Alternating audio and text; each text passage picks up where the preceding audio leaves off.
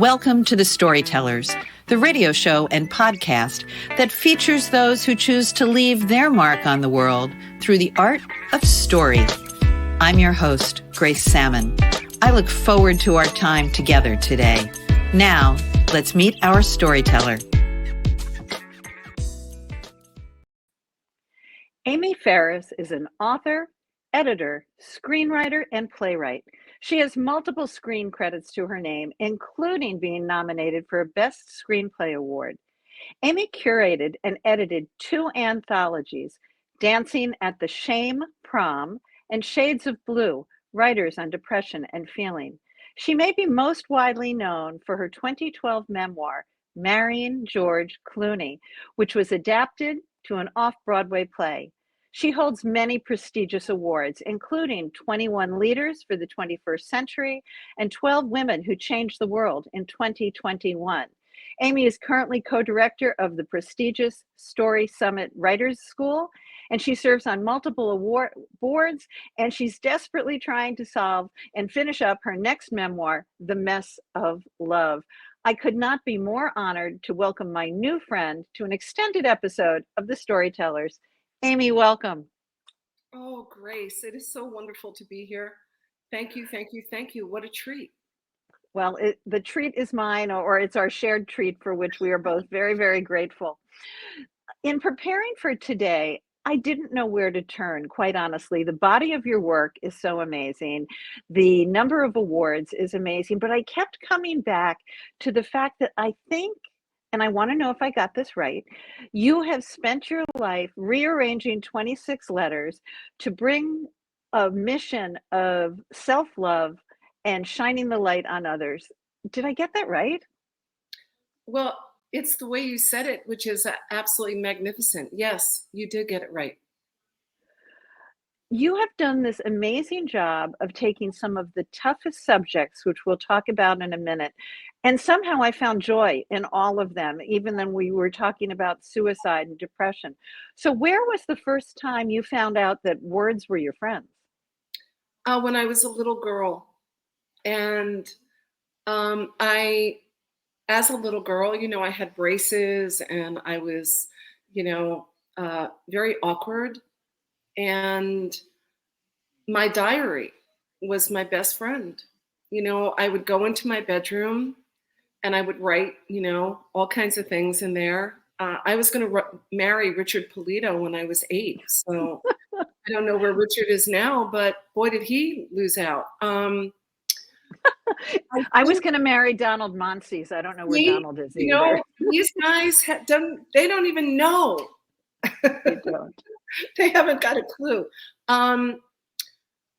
I always felt that writing was where I can share my deepest feelings, and that it was safe whatever diary I kept it in. So I always loved the written word. I loved reading. I always felt like I could escape somewhere if I read something. And I just think it was something that I was literally born to do. I mean, I wasn't going to be an ice skater, but I did want to be a bowler. But it was something that I always loved. Do you still have any of those early diaries? I do. And when you go back and look at them, what does that self tell you, or what would you want to tell that self? It's funny, Grace, because I'm writing a new memoir, and my publisher, Brooke Warner, said to me, I want you to ask yourself, what would you tell your younger self now? Mm-hmm. And she was coming about it because, that's what a lot of people say. What would you tell your younger self? What would you tell, 5-year-old Amy or 12-year-old Amy? And she said, but I want you to tell the readers what you once told me. And that is, I would tell my younger self, do absolutely everything that you're going to do. Because when you used to say, when I grow up, I want to be, you became that woman.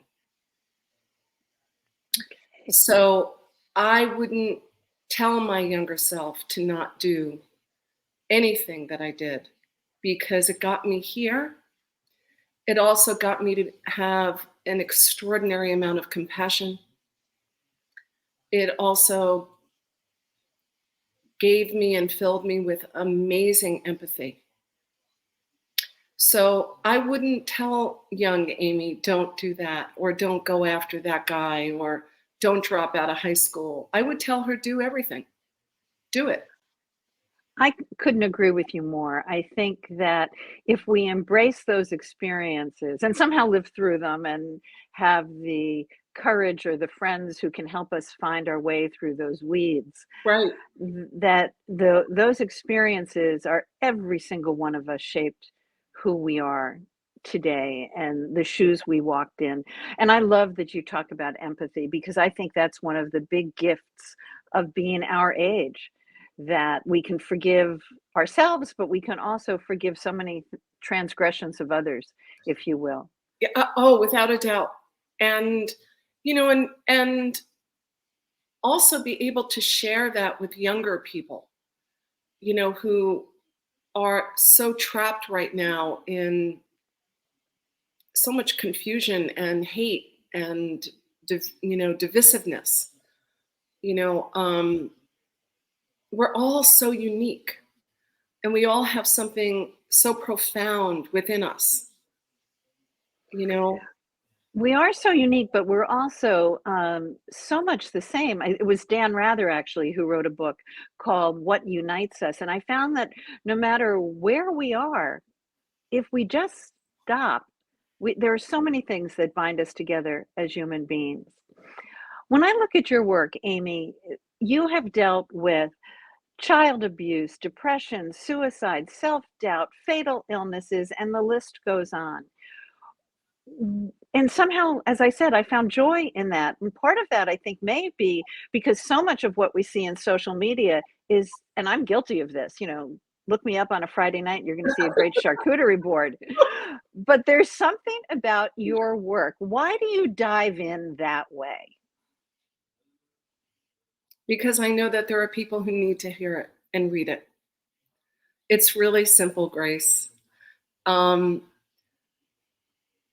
figure if one person reads something that I write and it makes them feel less alone, or gives them courage, or fills them with possibility, then that's enough for me. And I use all of my experiences, and some of them are really ugly, and some of them are really painful, and some of them, I think there are people who wish that I wouldn't be writing those stories, because I know that there are a lot of people out there who hide. Now, and I just want to clarify something. Dancing at the Shame Prom is something that I co-edited with Hollye Dexter, and I didn't edit that on my own. She and I came together and decided that shame was such an important topic, and that was such a profound experience, because so many people have shame, and some of it is over something very, very tiny. Some of it is over something monumental. But in a way, it's always so relative, because shame is shame, right? And if we carry it, it doesn't matter if it's this big ball of shame or just like a little pebble. It's it's what we carry. Well, and the work that the two of you created, I love the juxtaposition, right? Of you're carrying around shame, but you're dancing. You're doing that embrace of, this is part of my story. So your work on these dark subjects comes from a dark place. I've listened to multiple interviews that you've given. You're very candid that you've come from a dark place. I do. I did. And I am very candid about that. And I'm very candid about, dropping out of high school. I'm very candid about, trying to take my own life when I was 14. I'm very candid about all of the mistakes that I've made. You know, for a really long time, all of that felt uncomfortable to share. And then when I was writing Marrying George Clooney, and it was started out like as a really kind of quirky menopausal journey, you know, like here I am up in the middle of the night and I'm Googling old boyfriends and, you know, and my husband is sleeping. And my mother had, in the middle of writing that little quirky, funny, odd book, my mother was diagnosed with dementia. And it was actually my publisher and editor at the time at Seal Press when I said, oh my God, my mom's got dementia. And she said, dig deep. She said, I want you to make a really sharp left and dig really deep. And that's why all of a sudden the book goes from, you know, dreaming about being in Tulum, Mexico, and getting, you know, massages to being with my mother. And that experience was profoundly painful for me. And it also, my entire family blew up. So much happened within the family. And there were moments that I thought, no, I can't write about this. And then there were moments when I thought I have to write about it, you know, because there are people out there who need to know that estrangement is very much a part of life in situations like this. And, you know, and I also got to know my mom in a way that I did not know her. And she had a crush. She had a crush, if I remember from the book. On George Clooney. And my mother said to me, can I say it on the show? I'm like, sure. Oh, I can? Why not? So I said, oh, Mom, I would date George Clooney. And she said, I would fuck him. And that was atypical, I bet. It was so my mother, you know, and then when I said to her that I would date him, she said, oh, Amy, you've always been such a dreamer. As if her having sex with George would have happened, you know, it was a given. But I got to know my mother. I got to understand our relationship. I got to have a lot of compassion for her. And in turn have more compassion for me. Because I wasn't carrying around the anger of misunderstanding. When I understood, when she, at the end of her life, and she really didn't have very many lucid moments, and I was there for a week or 10 days in the assisted living facility, and there was a moment I was in bed with her, and she turned to me and she said, I didn't want anyone to love you. I wanted everyone to love me. Oh. And I turned to her and I said, Mom, you know, I've got so many wonderful friends, and I got Ken, you know, who loves me like crazy. So I don't need that kind of love anymore, but thank you for telling me that now. Wow, what a gift, even in her demented state, if you will, that she could go deep, she could turn left, and she could find that. There's such a gift in those final weeks and months with someone. You and I have shared that I've done a lot of work with hospice and also with abused children. And those final days, though, in hospice, I also went and helped my mom in her closing days.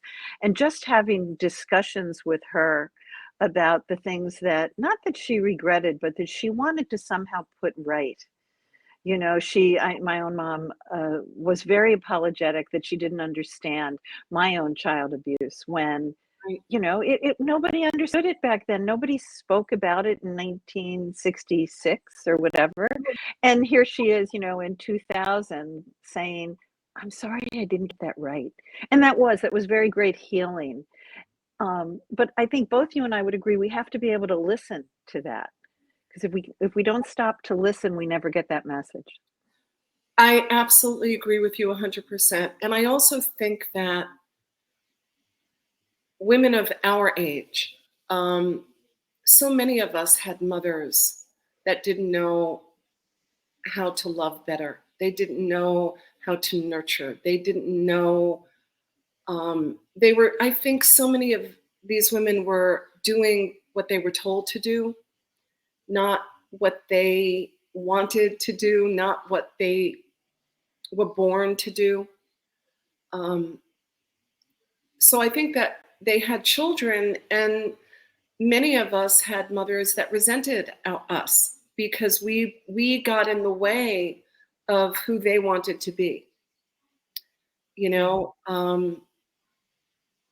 so when I think about my mom now, I try really hard to be the woman that I think she would have wanted to be in the world. Oh, that's amazing. Yeah, I was very lucky. I felt very, very loved and nurtured. But also, I think you and were close to the same age. And I think, and I'm sure this has happened at different points in history, Amy, but I think we were at that little cusp between those women who did what they were, and this is a horrible word, bred to do, expected to do, and then the women who broke out and did something totally different. You know, I find it delightful and astonishing that my daughter and my granddaughter know that they can be absolutely anybody they could be. But I was still the first girl in my family ever to have gone to college. So in the very, very recent past, the possibilities of women have changed so dramatically. Let's go back to George Clooney now, because yes, I also wanted to marry him. I'm a little surprised he found that other woman, but I am too, but you know, she seems lovely, right? she does, and she does such good work. Yes, I don't begrudge her at all. I don't either. Except I'm sure if he had met me, just like Donald Monsies and the guy you were supposed to marry when you were 8. Anyway, let's talk more about that book because it dives very deep into that menopause. It starts out, and I never know. I read your work and I'm like in this deep place, and then I wind up laughing. So, where do you find joy? What was the transformative moment? Maybe it's better to go there rather than back to the George Clooney book. Where did you learn to find joy? I think that is a really profoundly good question. Where did I learn to find joy? Because I think joy is a lot different than happy. Do you Joy, want to build a distinction for me? yeah, I think joy is very much something that is inside. You know, when people say, "Oh, they're so joyous," it feels very much like it's something in you, that joy is in you. Happy feels like outside. That's just how I look at it. But I think joy is. I first learned about joy, to be very, very honest with you, when I used to go with my dad on Saturdays to museums or plays in the city, and it was our day, and you know, and just being on the Long Island Railroad with him and walking around New York and going to museums. And there was to me, joy was born out of curiosity.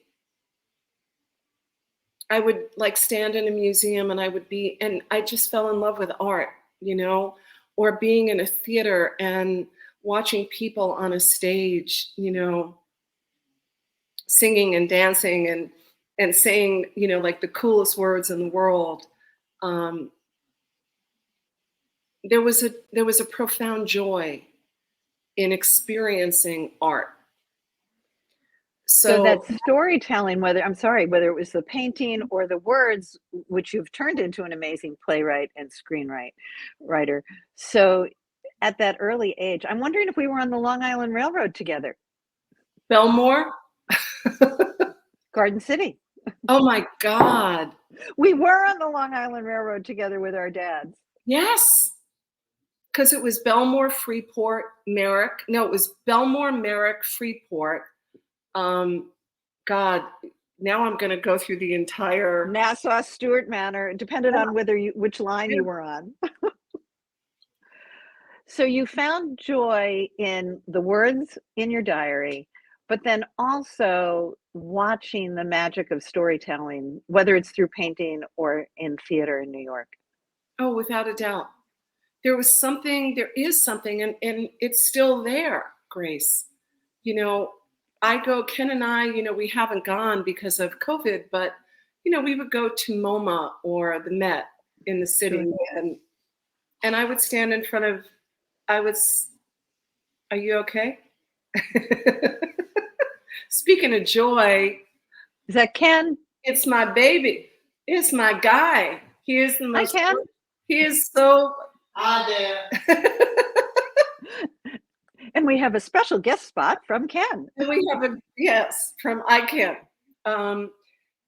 When we would go to the museum, I would just stand in front of a painting, and just feel like how did Van Gogh do that, or how did Monet do that, or how did Jackson Pollock? I mean, how did he do that?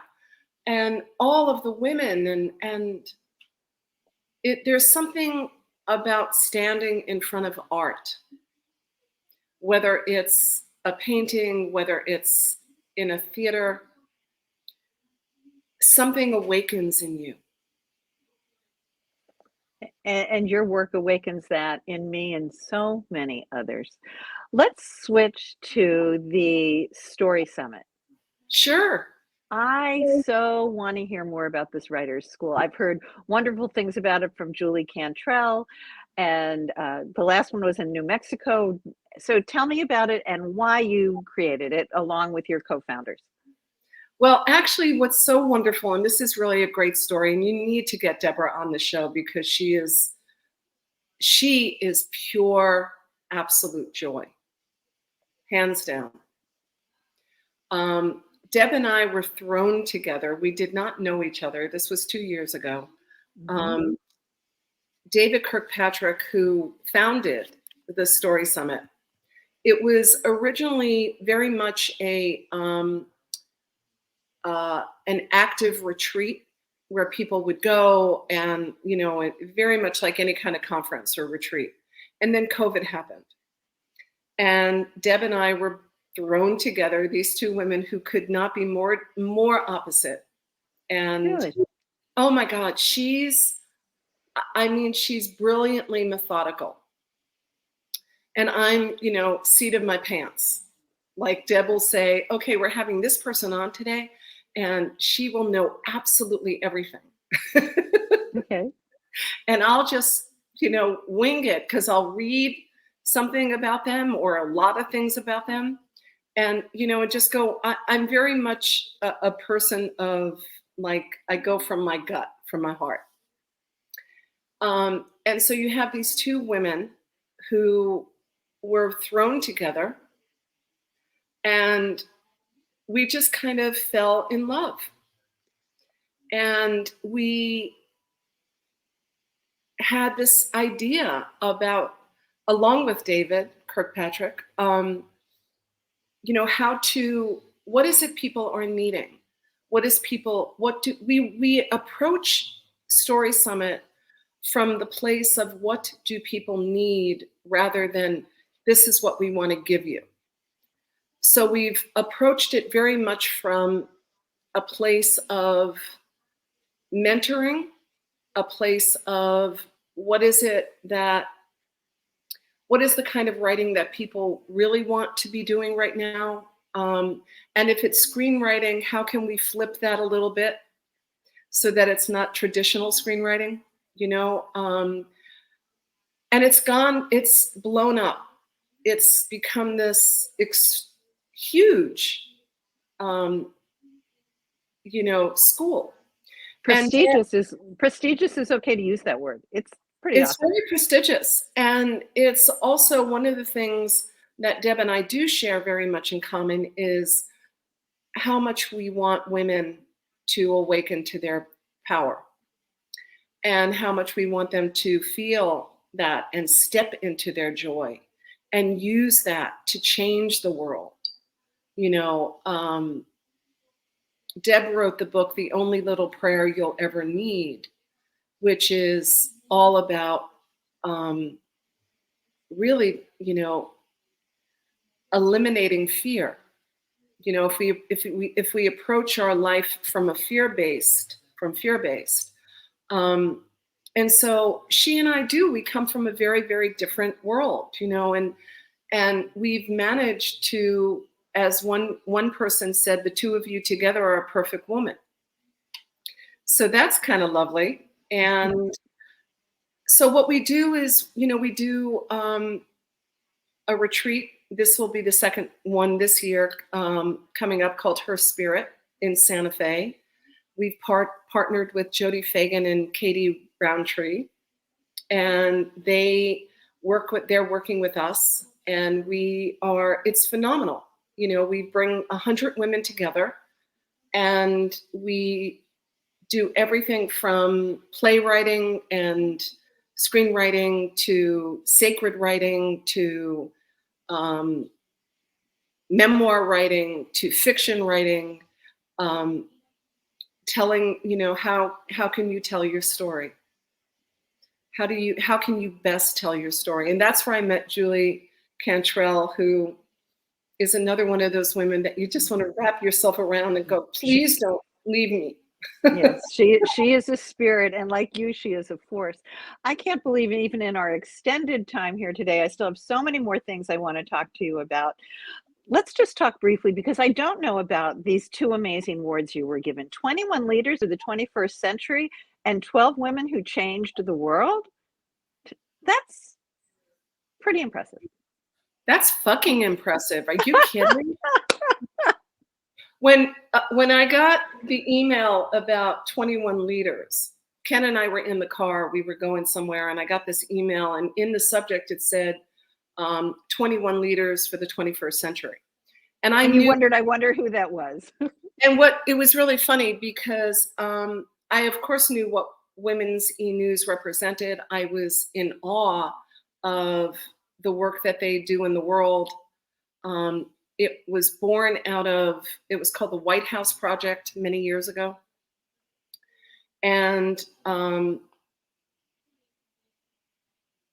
I opened the email, and I said to Ken, before I even opened it, I said, they probably would like us to contribute a little bit of money. Why don't we do that? And he said, yeah, sure, send in a donation. And then I opened the email, and it said, Dear Amy, thrilled to tell you that you have been named one of the 21 leaders of the 21st century. And I read it like 1,400 times, as only I could.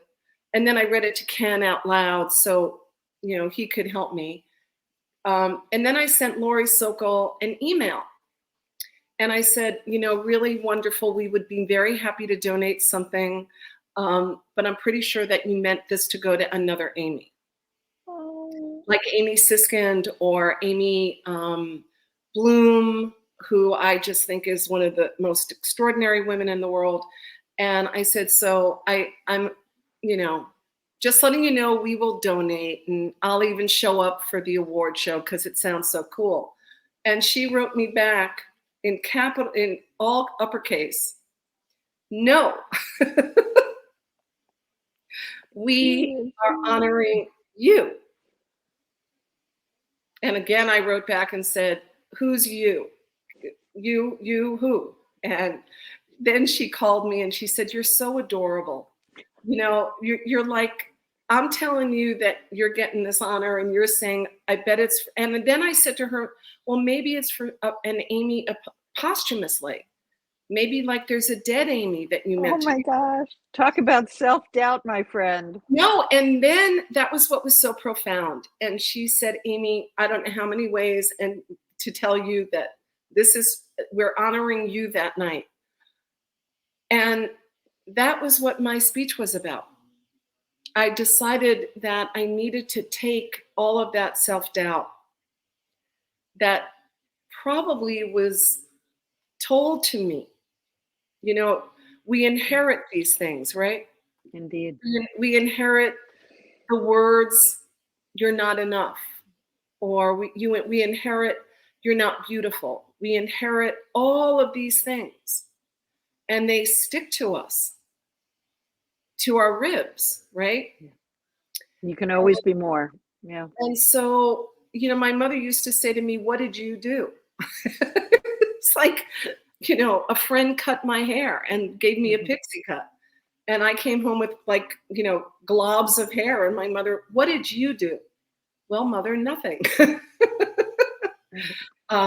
So, you know, we have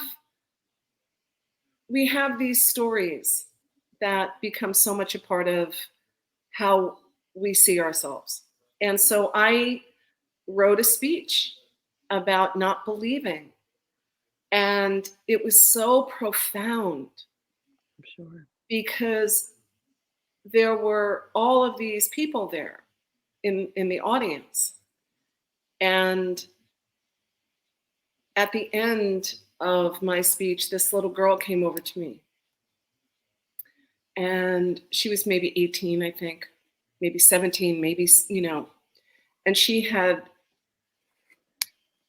a couple of her friends die at the Parkland school shooting. Her mother brought her to this event. Mm-hmm. And she came over to me and she said, you don't know, but you just changed my entire life. Because what I was talking about was having fear and insecurity and self-doubt. And here I was getting this award and not believing that I was going to get this award. But where did that self-doubt come from? And so I was able to take getting that extraordinary award, which is mind-blowing, and turn it into something that could encourage other people who feel self-doubt. It's so amazing. And I think every day we can, in big and little ways, do those little changes. I'm so glad you did that. Let's just keep going. 12 women who changed the world. Let's talk about equally freaking amazing. That too, you know, do you know NextTribe at all? Do you know Jeannie? No, I saw that it was attributed there, and I haven't had a chance to go out and do the research on it. But still, there's a whole lot of women in the world. 12, Amy? The 12 women who changed the world. And when I look at the list, that's the other thing. You know,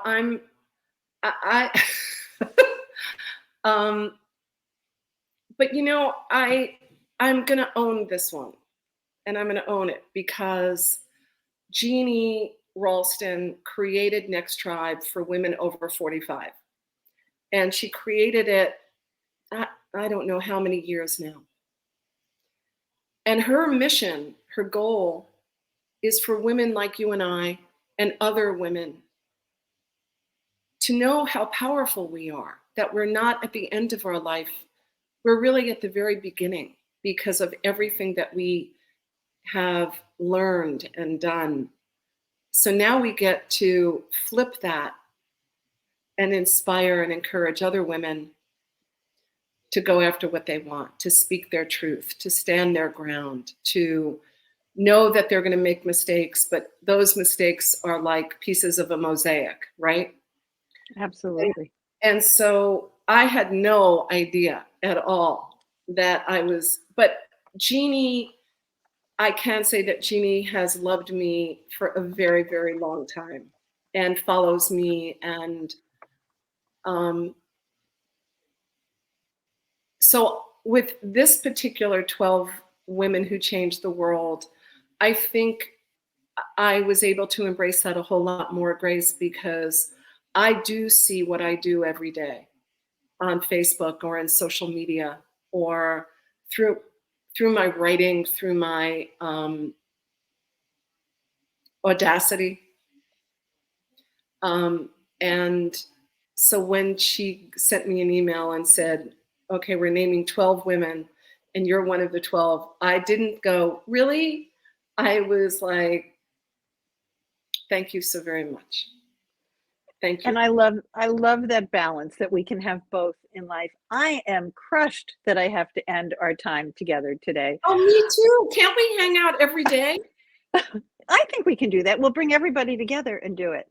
I like to end my storyteller episodes by asking my guests, is there something quirky about you that people might not know if they followed you? Something just a little quirky. Yes, there is something very quirky about me. I play solitaire every night and I bowl online. I do this every single night. And I've never said that out loud. That's my quirky thing. I love bowling online and I love playing solitaire. And I actually have become a solitaire queen today. Ooh, I play Candy Crush. So there are our true confessions right here at the Storyteller microphone. Amy, you have brought me so much joy just in the last week of getting to know you. And in my studies of you, I found a poem you had written, and this shows my dyslexia. It's called You Are a Magic Maker. I read it quick and thought I was a magic marker. So I thought, I was like, oh, I'm a magic marker. I wonder what she means. She's so profound. So I'm going to thank you. And then I'm going to finish us up with this. So thanks for being on the Storyteller's microphone today, Amy. You're a gift. You're a gift. So these are Amy's words. A backbone to replace your wishbone. This is a bold directive to give yourself a second chance, to live out loud, to live juicy, to forgive your messy past, and to have enough moxie to finally say yes to your life. Because moxie is magic. Moxie is soul food, a life condition, a spirit, an energy, and it is so full on contagious. The minute you start sprinkling some of it around, everyone wants it. The world needs magic makers, moxie, and you. Period. Beginning of story. Amy, thank you.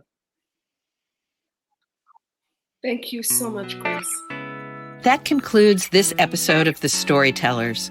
I'm so glad you could be part of the story today. I hope you share the stories, tell your own, and come back for another episode. Because when our stories are told, everything changes.